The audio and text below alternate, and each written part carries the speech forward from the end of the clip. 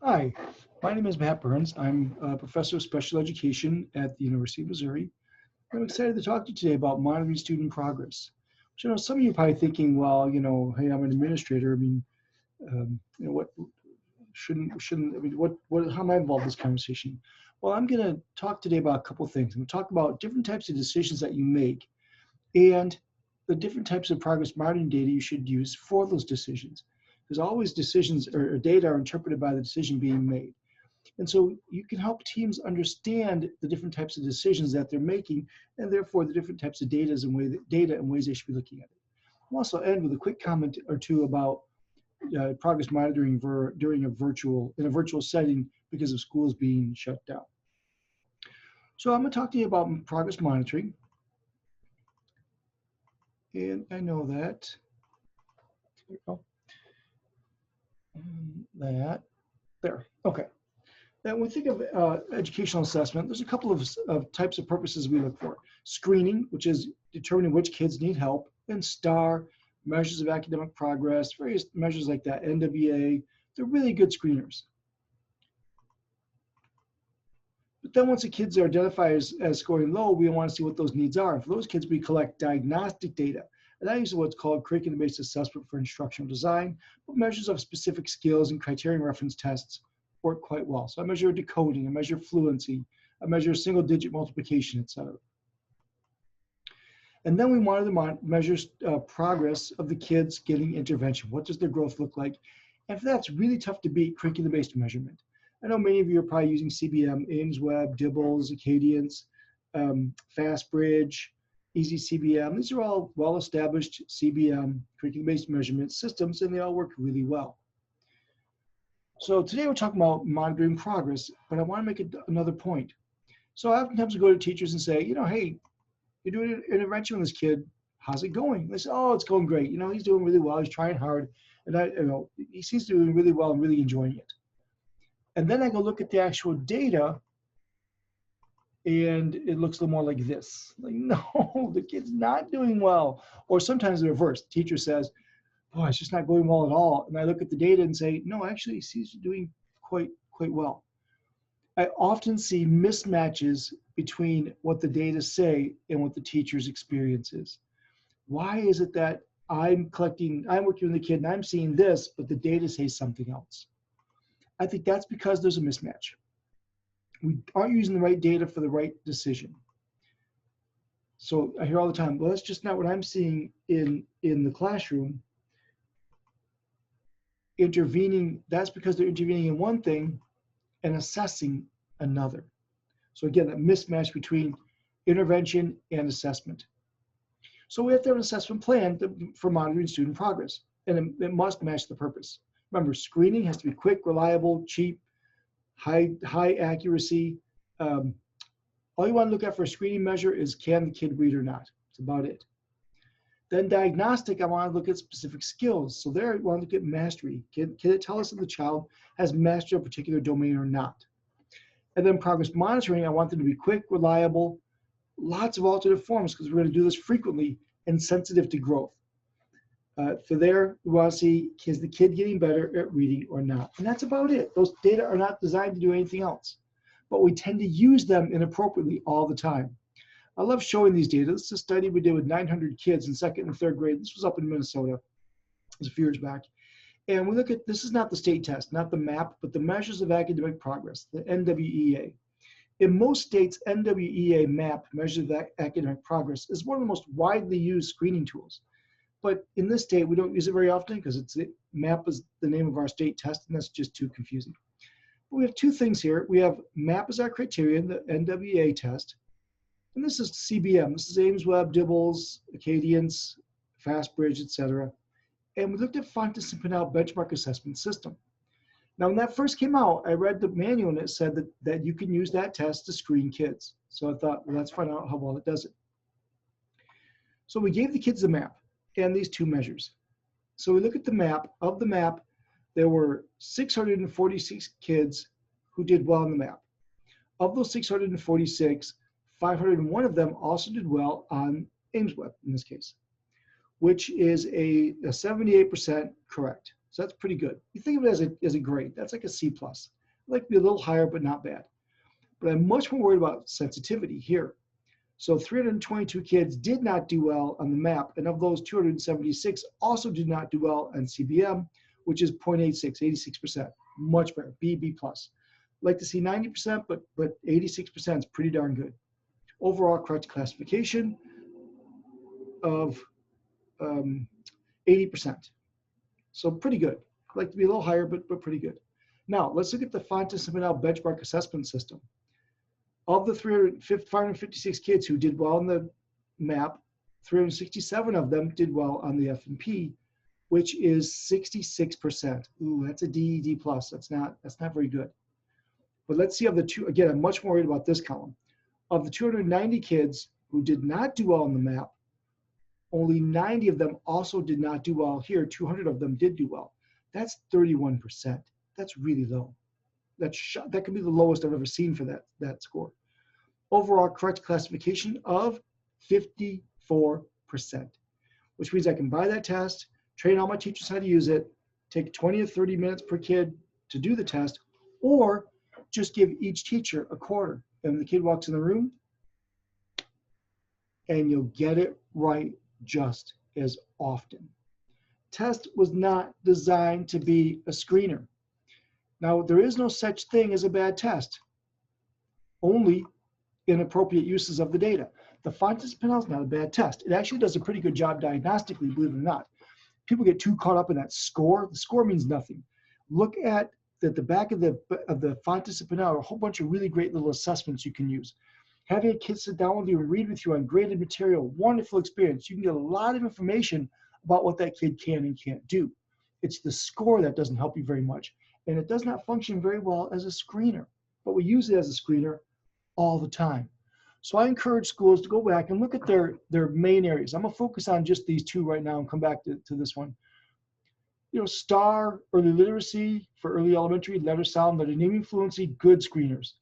Elementary school, curriculum-based measurement, STAR reading, good screeners. MAP, as I mentioned, good screener. Middle school, NWA MAP or STAR, good screener. High school, NWA MAP or STAR, good screeners. I don't use CBM to screen in middle school and high school. It takes too long, too many kids. I can't sit down with each one and assess each one. And there are good diagnostic measures along the way. The quick phonemic awareness assessment, the nonsense word fluency or spelling as measures of decoding, word attack, measures of decoding, etc. I'll come back to those latitude columns later. And one more quick word on screening. We did this really cool study, came out in School Psych Review recently, Amanda Vanderheeden, Wes Bonifay, and myself. I want to see, this is the percent of error. So if we collect no data whatsoever and just ask our teachers, they get it wrong 22% of the time. CBM, that drops our error down to about 9%, 8%. It only takes a couple of minutes. DRA, F&P, all those others take a great deal of time, and we don't really get much better decision making. MAP gets us a little bit better decision making, NWA test, but it takes a lot of time. Now you administer as a group, so it's not so bad, but it does take time. So I really ask you, are you getting bang for your buck by doing this, this, or this? I would just do this. Now I'll also tell you that schools do too much screening. Schools collect a lot of data that isn't very well. And if you are, taking 20 or 30 minutes per kid, you better be getting some pretty darn good information from it. You're usually not. Our survey here, we looked at schools, and some schools did as many as 13 or 10 assessments for every kid, every benchmark. And I'm not making that up. That's way too much. But the point today is on progress monitoring. And again, there's two decisions I'm going to make. One is the kid already a kid in special ed? If that's the case, are we looking to, are we monitoring progress to see is the kid making sufficient progress towards IEP goals? The second one is for MTSS decisions. Is the kid making sufficient progress at tier 2 and at tier 3? So if you look at IEP goal attainment, you're going to look at the data slightly differently. And again, we've talked about this already. Great ways to monitor progress by grade level here. Oral reading fluency, CBMR, etc. works really well with most grades in elementary school, even middle school, and to some degree high school. Maze works pretty well, especially for older kids, middle school, high school. I consider Maze to monitor progress. It's where you omit every fifth word and put in 3 choices, and the kid has to circle the word that fits. Word reading fluency, nonsense word, these are fine for younger grades, and then some phonemic awareness and letter naming fluency for even for kindergarten and first grade. But what really matters is not the measurement that you're using, because there's really great measures out there, and most of them are free and easy to get. Dibbles, you can still get for free. Easy CBM, you can still get for free, and those are both absolutely fine. The much more important thing to discuss is how do you decide the kid's making adequate progress? So we're monitoring progress. Is this enough growth? Is this enough growth? So in special ed, we frequently talk about the use of an aim line. Aim line is really simple to do. You take your baseline data, you take the median score of the baseline, put it in the middle like this, move it over here, draw a line to the goal. Most special ed teachers now know how to do this. It's a great way to monitor progress towards IEP goals. And you collect your data and see, do the data kind of fall around these points fall somewhere around the same line? Great way to monitor progress towards IEP goals. And we apply some decision rules. Now, there's some conversation, it should be 3 or 4, and I know the National Center on Intensive Intervention and the RTI Center, I think they talk about 4. I don't think there's a big difference between 3 or 4, but my example is here is 3. If 4 works for your district, fine. So we say as we're collecting data, we have an aim line. Here's the goal by this week. Here's where they started. And here's just one baseline data point. Collect it, draw a line, collect the data. How does it compare? How do these data compare to the aim line? Here we see 3 consecutive data points above the aim line. Well, that's a decision rule that says the kid's making good progress. You probably set your goal too low. Redraw, come up with a different goal and redraw the aim line. What if this happens? 3 consecutive data points below the aim line. Again, here's our goal, our baseline point, our starting point. Here's our goal by the 20th week. Draw a line. Here we see 3 consecutive data points below the aim line. If that happens, we say the child is not making sufficient progress. And again, when monitoring progress towards an IEP goal, that's a great way to do it. We just draw our aim line, monitor progress, collect the data around there. Oh, by the way, when you do it for an IEP goal, your weeks won't be 20 weeks. It'll be 50 weeks or 34 weeks or something like that. Again, if we see 3 consecutive data points below the aim line, we say we have to make a change. What if those 3 consecutive data points below the aim line is a measurement issue? And there's 2 ways it can be a measurement issue. One time, I'm gonna talk about one first, because it's really important for special ed.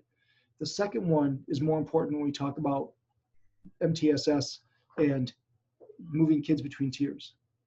The first one is this. When I was working with a group of teachers in school in Minnesota a few years back, and I went out to their school once a week and met with them, and we looked at all the student progress monitoring data and said, how are the kids doing? The special ed teacher found out we were doing that and said, I want to be part of those meetings. Can I participate? And we said, of course you can. We're sorry you weren't. Please come join us. The very next meeting she came, and she had graphs for every one of her kids. And most of her kids were in 2nd grade. This was a K2 building. And as you know, with the old discrepancy model, it was almost impossible to identify a child as LD until about 2nd grade. Kids just didn't score low enough on achievement tests until 2nd grade for there to be a discrepancy. See, kids were all in 2nd grade. And she was monitoring progress with oral reading fluency, CBMR, and the kids were all flatlined. And she says, okay, I'm doing this decoding intervention, and I'm monitoring progress with CBM, and they're flatlined. And Dr. Burns, by the way, it's the decoding intervention you told me about, and the kids aren't doing well. What do I do? So let's back up for a second. You're monitoring progress with reading fluency. That's good. That's a good general outcome measure. You're doing a decoding intervention. That's probably fine. That's probably the intervention most of those 2nd graders need. But you're doing a decoding intervention, monitoring progress with reading fluency. Just for the heck of it, monitor progress with reading decoding. And she did, and the kids did great. There are 2 types of assessments. a general outcome measure, which is a standardized measure, looks at proficiency in global outcomes used to assess instructional effectiveness. Oral reading fluency, words read correctly per minute, is a general outcome measure. It's designed to say the kid is getting better at reading or not. There's also subscale mastery measurement, which is a measure of smaller domains of learning based on criteria for mastery. And I would argue that when we are monitoring student progress, we really need to consider both of these. So as I mentioned before, we've got progress monitoring. We looked at this part before. Now let's look at the progress monitoring. When I monitor progress, I do two ways: with a general outcome measure, a GOM, and a skill measure that measures the skill being intervened. And I'll do maybe one every other week, maybe one weekly, one, I try and collect them frequently, every other week for sure. My preference is every week for both, but because these are quick tasks. But if you can't do that, then I alternate back and forth every other week. So for example, letter sound fluency is a great general outcome measure in early elementary. But what if I'm doing a phonemic awareness intervention? And letter sound fluency doesn't measure phonemic awareness. I might do phoneme segmentation fluency, first sound fluency, or some specific phonemic awareness task. What if I'm doing in elementary school a decoding intervention, for example, and I'm monitoring progress with CBM, like I just discussed, CBM or reading fluency? Well, if I'm doing a decoding intervention, I'm probably going to monitor progress with nonsense word fluency or a word list or something like that. If I'm doing a reading fluency intervention, I might use instructional level CBM.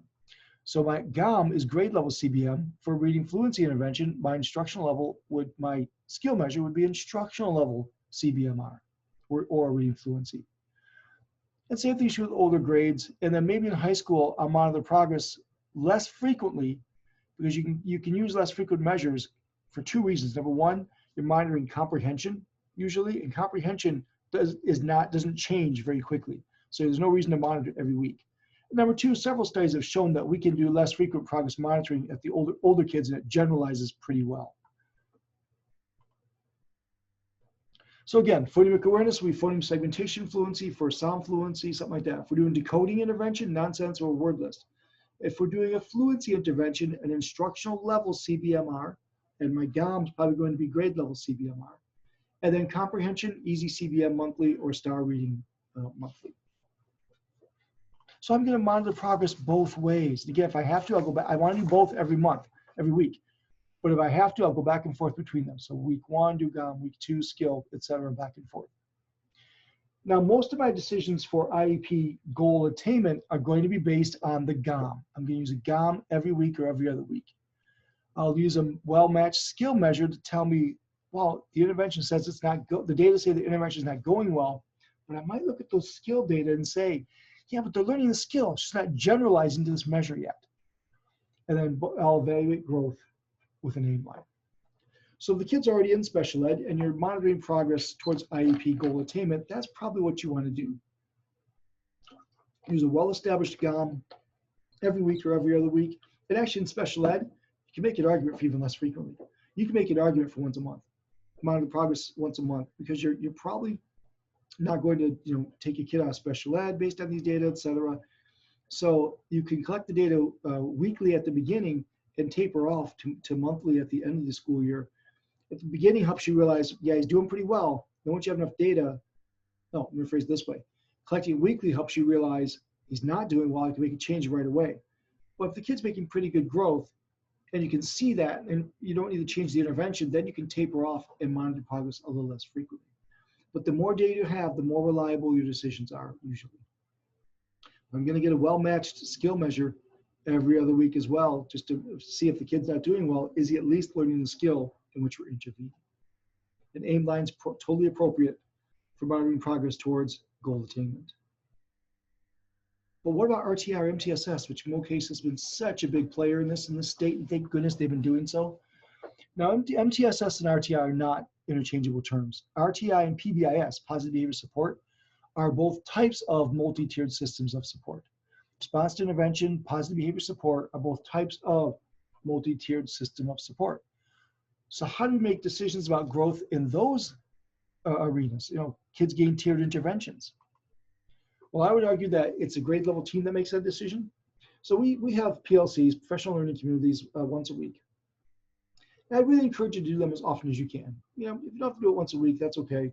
But certainly no less than once a month for sure. I'd much rather do once a week. And we follow a very specific agenda. During the first and third PLC of the month, order doesn't matter, but in 2 PLCs, do whatever you want. Do whatever model you're using. But if you're doing MTSS, then once a month, I need them to talk about good core instruction in that area. So if you're doing MTSS and reading, once a month, you gotta talk about core literacy instruction. And then once a month, you gotta look at the data for the kids getting intervention. And that's the PLC, that's the grade level team, that's the departmental team at the high school and middle schools, however it works. They're the ones that analyze the data. So they look at the data. So that means you do our screenings in September, January, and May. So in the meeting in September, or maybe October, January, maybe February, and in May, we look at the data, the screening data, and see which kids need help, what help do they need, etc. But the other months, October, November, December, February, March, April, you look at the data for the kids that are getting an intervention to see if they're making sufficient progress. And you want to answer these questions. Which students are making adequate progress in Tier 2 or Tier 3? Which students are not making adequate progress for Tier 2 or Tier 3? Now, are there any kids we haven't talked about? Any kids we've missed that we need to talk about now? So kids making adequate progress, if the kid is making adequate progress in Tier 2, should we continue the intervention? Or should it be discontinued and a transition plan written? So if the kid's making good progress, do we stop the intervention? And then if we do, we should write a transition plan. If the kid's not making sufficient progress, then what modifications do we make to the intervention within the tier, or should we change the level of support, which means change to the tier? So we either say, let's make a change to the Tier 2 intervention, or let's go to Tier 3, or from Tier 3, perhaps to special ed. And when we monitor progress, we're going to come up with 4 decisions. We're going to say the intervention was effective and successful. That means we did the intervention, the data say he's doing great, and he reached a level of proficiency, a level that represents proficiency. The intervention was effective and successful. When that happens, what do? You celebrate. Say, good job, write a transition plan, awesome work. And actually, I'm being facetious, but do celebrate it. That is really a reason to celebrate. And I do encourage you to lead your teams in these celebrations and at staff meetings, et cetera, talk about the great progress that students made. How about this? Intervention effective, but not successful. So it's working, but the kid's just not demonstrating proficiency yet. He's going up at an accessible rate. It's going up at an acceptable rate, but it's just not where it needs to be yet. When that happens, just keep on trucking, keep doing what you're doing. The last 2 are intervention isn't working or intervention didn't work.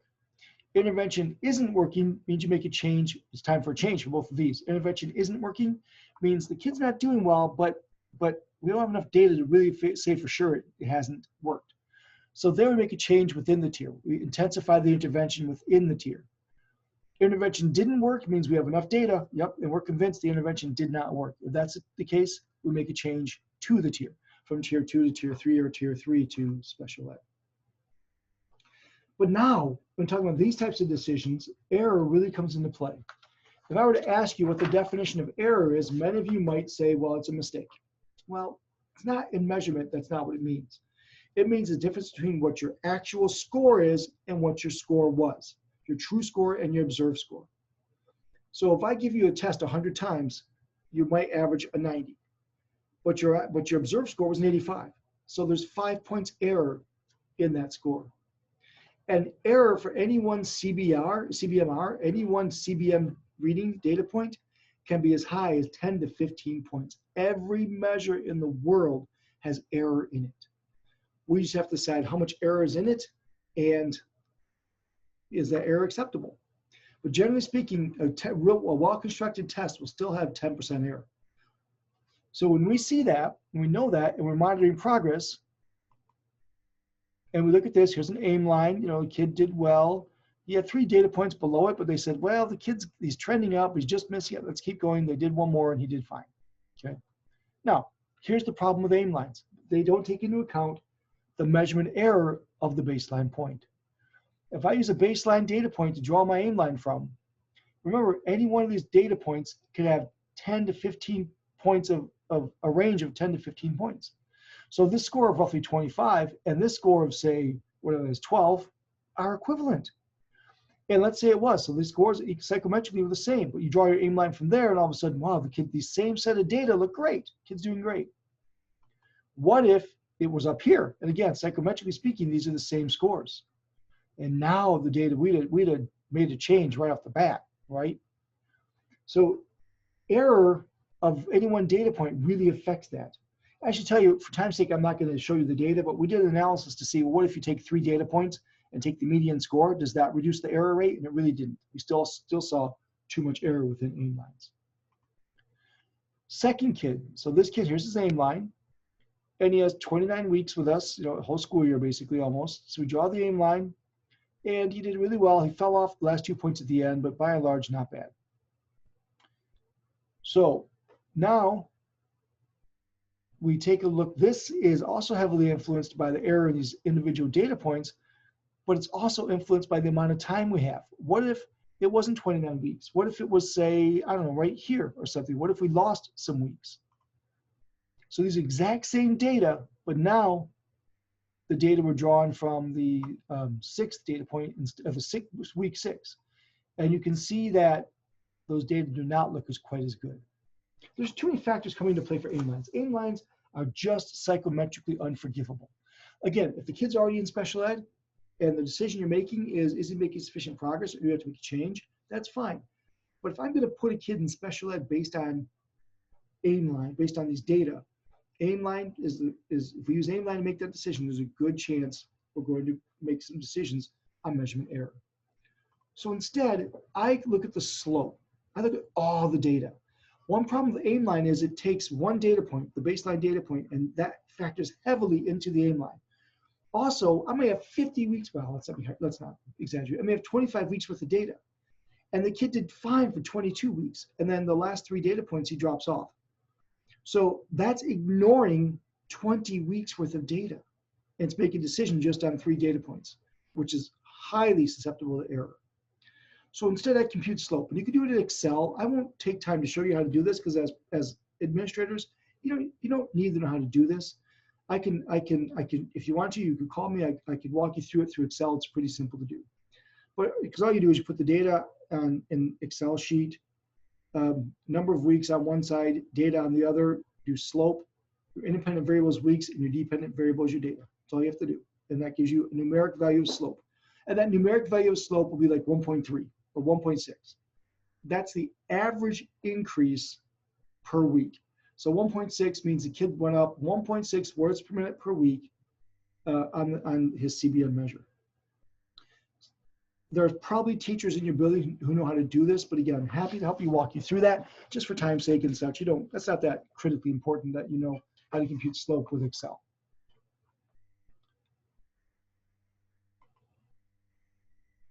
All right, so let's take a look.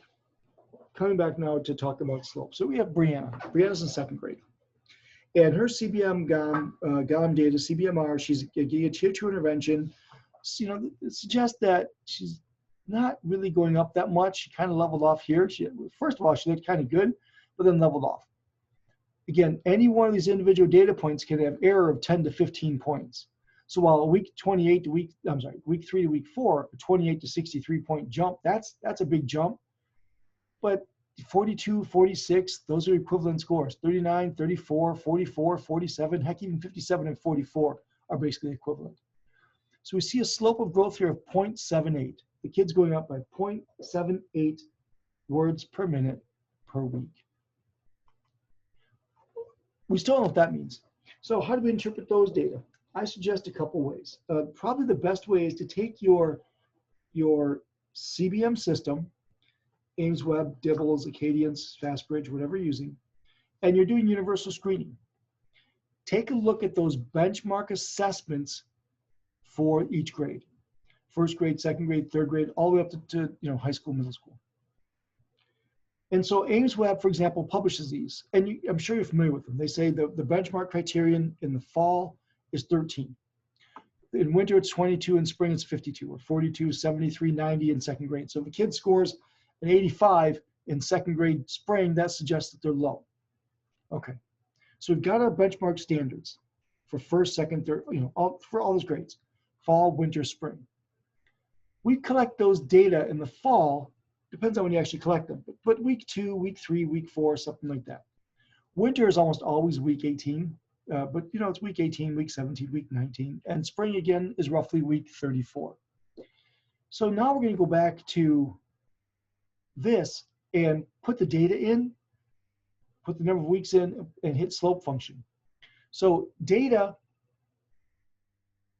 are going to be these right here: 13, 22, 52 for first grade, 42, 73, 90 for second grade. The week data will be the week that you collect the data. So week 4, week 18, week 34. So not month, it's got to be week. The reason being is these data are set to week. If you collect these data every week, then the slope here is 0.78 words per minute per week. So I want to interpret the data for the week. So I'm going to set these to week 4, week 18, week 34. So we set this as week 4, 18, 34. That's the week, that's the independent data, independent variable. The dependent variable are the proficiency benchmark scores. So a 13, 22, and 52 at weeks 4, 18, and 34 of the school year is a slope of 1.32. Second grade, 42, 73, 90 is a slope of 1.59, etc., to 1.3 for second grade, third grade, so on.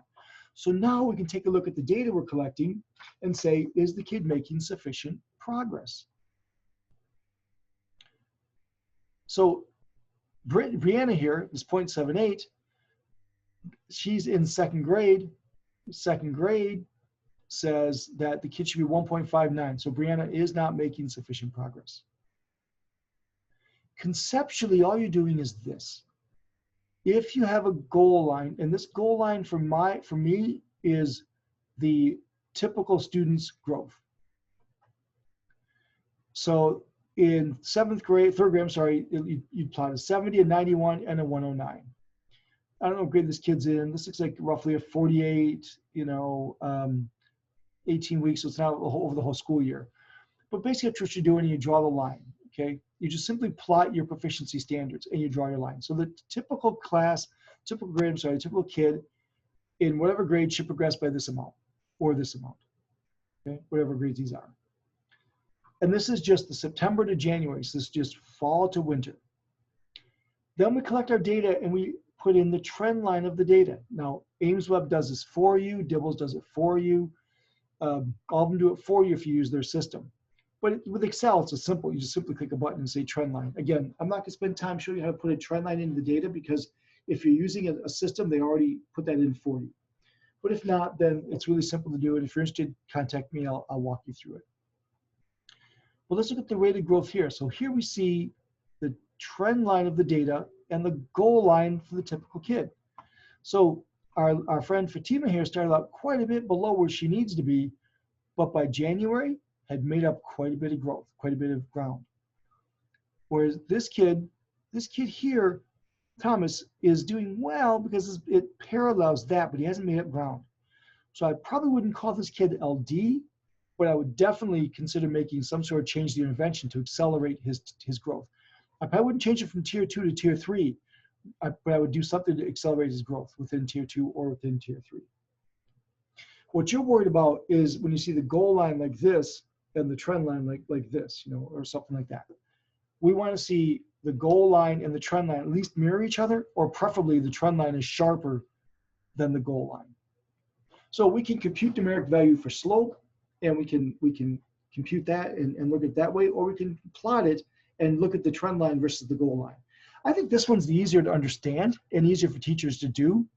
Here's the problem though, you have to have a graph for every single kid. What's nice about the numeric value of slope, I'll come back to that in a second, is that you can sort it by teacher.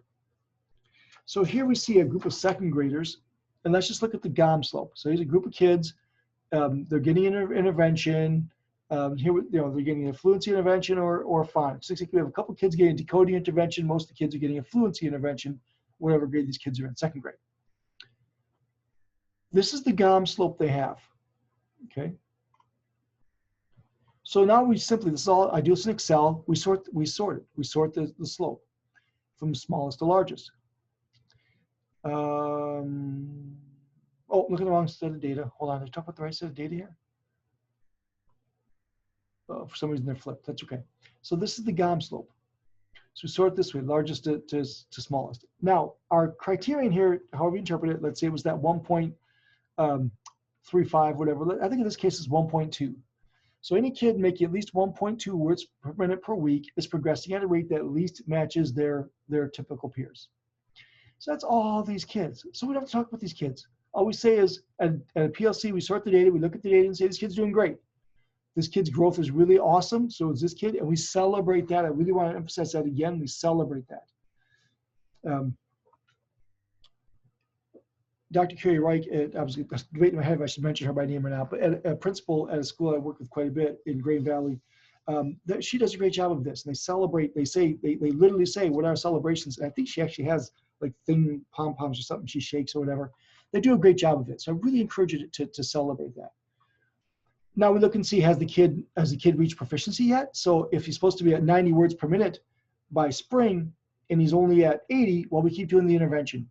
If he's at 90 or higher a couple times in a row, I want to see 90 or higher at least 2 times in a row, preferably 3 or 2 out of 3. So I want to make sure it's not just error, that yes, we're seeing proficiency levels here.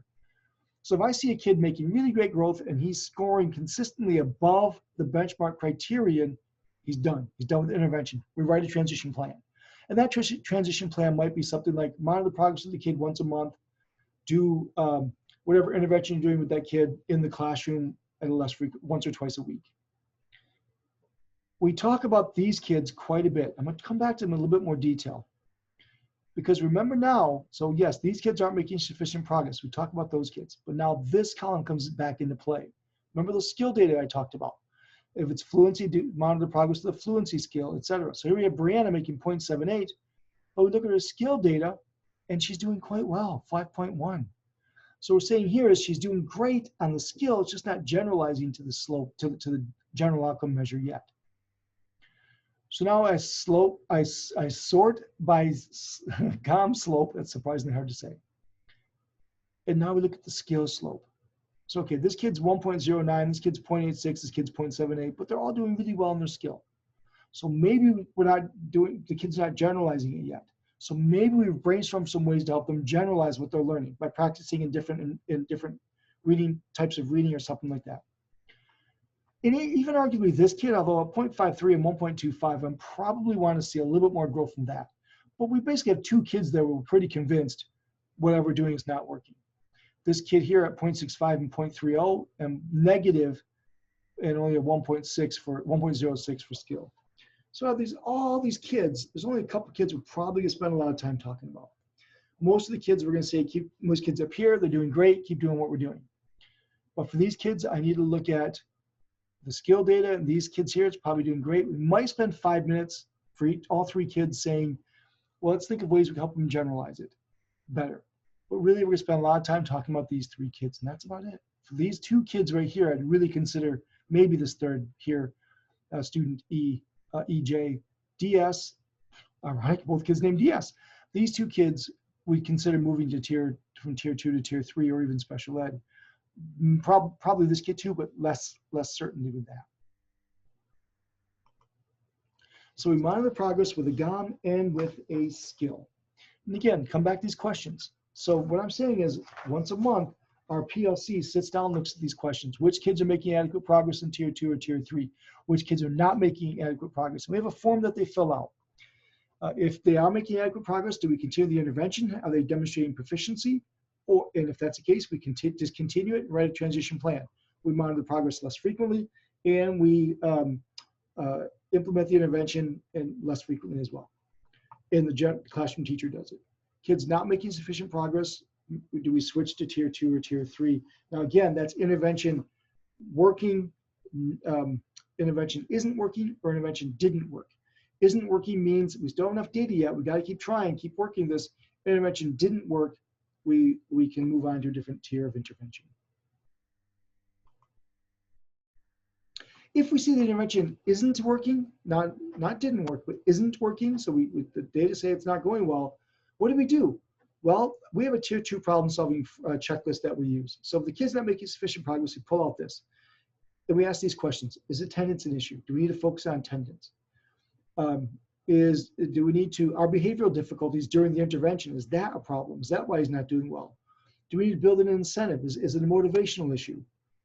Are we doing the intervention the right way? Let's make sure we're doing it as we said we would. And we'll look at accuracy of skill and GOM data to make sure that, if we see a kid doing really well on the skill data, are we doing the right intervention for the skill? So an example, if I see a kid doing really well in the skill data, maybe it's time, doing really well with the decoding data, maybe it's time to move on to fluency. Or if I see a kid not doing well in decoding data, and I'm doing fluency GOM and decoding as my skill, like nonsense for fluency, and the skill data say he's not doing well either, then maybe we need to back it up and not even do decoding. Maybe it's time to look at phonemic awareness, which is that last point there. So we see the kids not doing well, we bust out our tier 2 problem solving, and we answer these questions. Now, I talked about monitoring progress towards IEP goals. Monitoring progress towards an MTSS intervention, same kind of thing. We use a sound GOM data. Now here I want data much more frequently than with kid in special ed already. Now I do want to monitor progress of the GOM every week. I still use a well-matched skill probably every other week. So I'm saying every other week we collect a second data point. And I will evaluate growth with slope or trend line, not aim line, trend line. Evaluate slope with growth with slope and trend line. And I carefully look at those skill data as well. We want to make sure that the data match the purpose for which it's being used. We want to match. If I'm monitoring progress, if I'm doing a fluency intervention, make sure I'm hitting fluency. If I'm measuring decoding, make sure I'm measuring decoding. If I'm doing comprehension, make sure I'm measuring comprehension. And make sure that the data match the purpose for which you're using it. Like STAR, STAR is a wonderful tool. It's a great screener. I do a lot of work with Renaissance Learning. They do good stuff. Their stuff is really good. They tell you it can be used to monitor progress. I don't accept that with younger kids. High school kids, yes. A STAR once a month, fine. But a second grader, STAR is just not sensitive enough to growth to show the type of growth we need to see to evaluate our decision. We can't do STAR on a weekly basis. So if that's the case, I want to make sure that I'm using STAR as a good screener, but I would argue it's not matched well for the purpose of monitoring progress. CBM is an acceptable screener, but it's an outstanding way to monitor progress. So we're going to match the data to the purpose that we're using it, and the intervention to the data that we're collecting to the intervention that we are conducting. So match the data to the purpose and to the intervention you're conducting. And that happens then when you say to your teachers how the data look, and you'll see this, you'll see a much better match, and they'll understand what they're seeing in the classroom will match better what they're seeing in the actual data. I've only got a few minutes left, so I thought I'd take a couple minutes to just briefly touch on the pandemic and schools being closed. What does that imply for progress monitoring? There's quite a bit of concern about of delivering interventions. I actually think most interventions can be done remotely quite well. If you're doing phonemic awareness, that can be done remotely because that's all or auditory. Haggerty is a commonly used phonemic awareness instructional program. Haggerty is not an intervention. It's not intensive enough and tries to cover too many things. It's a wonderful supplemental program for phonemic awareness instruction in the early grades. Haggerty can be done completely online, no problem. There's very few visual stimuli other than things that you can easily show and share. Decoding and fluency. As long as you can share the PDF, you can do that virtually no problem. I have some videos on my YouTube channel, and by the time you see this, I will have even more. Some video demonstrations of how to do reading interventions remotely. If you can share the PDF, you can do it. So even if you're doing something like Sound Partners, which is a wonderful decoding intervention in early grades, or Rewards, which is a wonderful decoding intervention, this is an older version of it, but a wonderful decoding intervention with older kids, middle school, high school. Those have student booklets, etc., that can be scanned and create a PDF. And if you can share the PDF, you can do it. Also, the Florida Center for Reading Research has its website, fcrr.org, Florida Center for Reading Research, has a bunch of PDFs. You go there and go to the student center activities, click on that, and you can download a bunch of PDFs that you can use to supplement and use for decoding and fluency type interventions. The only thing is, and by the way, we can assess all these as well. Phonemic awareness, CBMR, letter naming, letter sound, those can all be measured with it by showing a PDF, as I demonstrated in my YouTube videos. But the problem is, how do you interpret them? The norms are not valid. The data for the norms were collected face-to-face, not virtually.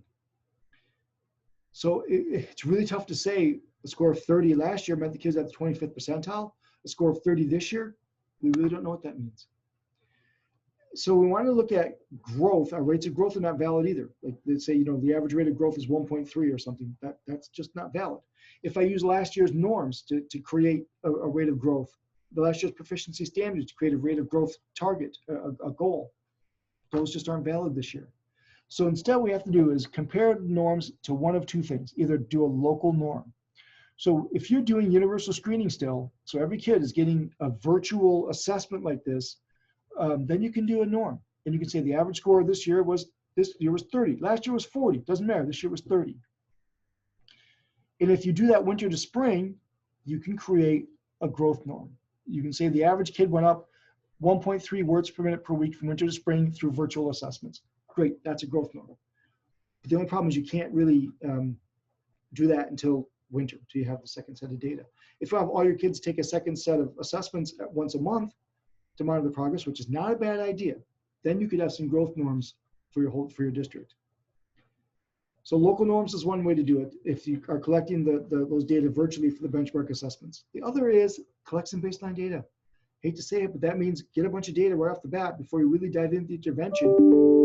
The kid's rate of progress pre-intervention to post. Has his growth rate gone up since we started the intervention? And that can help us to interpret, is the kid making sufficient progress or not? And last word is collect progress monitoring data frequently. When in doubt, collect more data when it comes to progress monitoring. If you're not sure if the data are really modeling the kid's growth, then just collect data more often. Honestly, during this pandemic, during virtual instruction, collecting GOM data twice a week is not a bad idea. Collecting skill data once a week or every other week, that's fine. That's still okay. But those GOM data that you can actually use to make a decision for resources, like from tier 2 to tier 3, tier 3 to special ed, collecting those data twice a week, quite frequently, is not a bad idea. The more data you have, the more accurate your modeling of the growth is. So I'm going to collect data a lot, and I'm going to compare it either to a local norm that's done virtually or just pre and post intervention growth. So I wish I was able to entertain questions with you right now, but of course I can't because this is being done virtually and you're just watching a video. Here's my, I gave you my YouTube channel address. Here's my email address and my Twitter handle. Please feel free to tweet me or email me. I'd be happy to engage this conversation with you more. If you want me to show you how to set this all up in Excel, I can do that for you. If you have Ames Web and you want to talk about how to use the data they give you already, I'm happy to have those conversations with you as well. Really appreciate you watching this. I hope it was helpful to you. I hope there's something interesting, if not useful. And I wish you the best of luck in this world, in this work you're doing. This is a strange world that we're in right now, and we don't really have a right answer. We have some wrong answers, but we're still working on what the right answers are for sure. So we're all making up as we go along. As long as you have your kid's best interest in mind, as long as you're doing what you think is best for the kid, you'll probably be okay. Thank you for watching this, and have a great day.